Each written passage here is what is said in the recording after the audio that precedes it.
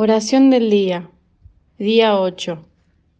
Ven, Espíritu Santo, que habitas en María, concédeme la pureza de cuerpo y alma y ayúdame a morir a mí mismo. Amén.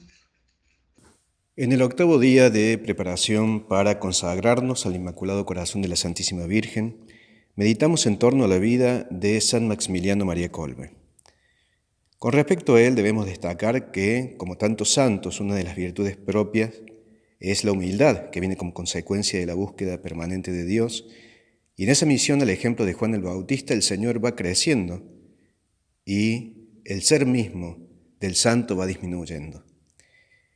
En ese sentido, hoy reflexionando en torno a la vida de Maximiliano, si le preguntáramos a él quién ha sido en la vida y cómo Dios logró tan buenos resultados en su camino de santidad, seguramente que nos respondería que lo importante no es él, sino la Santísima Virgen María, por medio de la cual pudo alcanzar las promesas de nuestro Señor Jesucristo. La pregunta que sí le resultaría importante a Maximiliano seguramente sería descubrir quién es la Inmaculada Concepción, nombre con el que María se presenta a Santa Bernardita en su aparición en Lourdes. Pero, en función de poder apreciar la obra de Dios en Maximiliano, tenemos que ver quién fue él y qué elementos de su vida usó el Señor para transformarlo en el gran santo que ha logrado ser.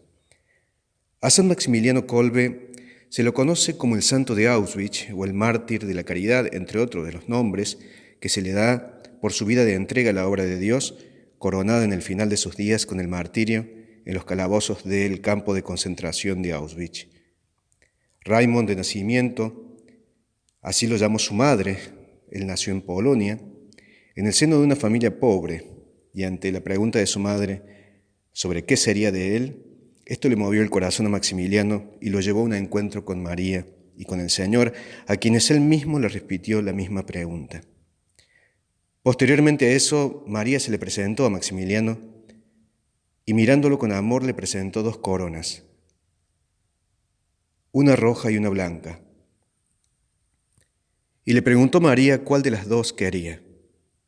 La blanca significaba la pureza y la roja el martirio.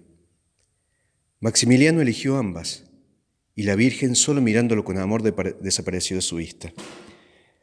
Pasaron los años y ambas elecciones de vida de Maximiliano fueron dándose paso en su historia. Por un lado, la pureza, que se fue expresando en una vida dedicada enteramente a Dios y expresando sus votos de castidad. Esa pureza de alguna manera empezaba a asomarse, siendo él fraile franciscano, pero fundamentalmente la pureza en su intención fue la que empezó a dejar ver en su vida la realidad de esa corona blanca propuesta por la Virgen. Esa pureza de intención también lo llevó a formar la milicia de la Inmaculada, con la cual él soñaba con llevar a los hombres al encuentro de Dios bajo las órdenes de María Santísima. La vida de Maximiliano fue muy dura porque sus tareas pastorales eran inacabables como un verdadero hombre de Dios. Y esa corona blanca que ya era realidad en su vida dejó lugar de a poco a que también pudiera él ganarse esa corona color rojo que la Virgen le había presentado. Así, en 1941, Maximiliano fue tomado prisionero por la Gestapo en la Segunda Guerra Mundial. Fue llevado al campo de concentración de Auschwitz, donde alcanzó el martirio que simbolizaba aquella corona roja. Nos cuenta la historia que a causa de la fuga de un prisionero fueron tomados 10 de los compañeros de cautiverio para que pagaran el precio de la fuga de aquel que había logrado escapar de Auschwitz.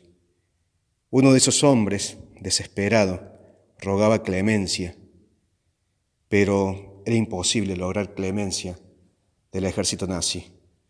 Pero Maximiliano, conmovido en su interior, en el ejemplo de Cristo, ante la desesperación de ese hombre, pidió ocupar su lugar, morir por otro. Murieron los 9 compañeros de infortunio, porque Maximiliano fue aceptado para ocupar el lugar del 10º. Él, como sacerdote, logró asistir a cada uno de los que iban muriendo día tras día. Él logró sobrevivir a todos. Pero con una inyección letal, el ejército alemán terminó con la vida de Maximiliano. Pero terminó con su vida terrenal porque le permitió a Maximiliano alcanzar la corona roja, la corona del martirio, poniendo en práctica el sublime mandamiento del amor. No hay amor más grande que dar la vida por los amigos. Meditando en la vida de este gran hombre de Dios, hoy no solo nos quedamos con su valiente ejemplo, sino sobre todo con el ánimo de entender que no hay cielo sin sacrificio.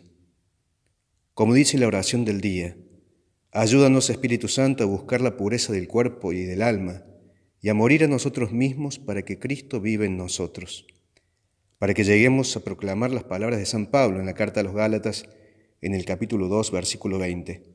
Ya no vivo yo, sino que Cristo vive en mí. Que Dios nos conceda la gracia de llevar nuestras vidas a la máxima entrega de amor y de poner como Maximiliano María Kolbe nuestra vida al servicio del Evangelio y a dejarlo todo para que Cristo brille a través del Inmaculado Corazón de María. Queridos hermanos, pidamos la intercesión de Maximiliano María Kolbe. Él sabe cómo servir a Dios de una manera sublime. Se ganó ambas coronas, siendo puro de intención y dejando la vida por la causa de Cristo, pero de la mano de la Santísima Virgen María.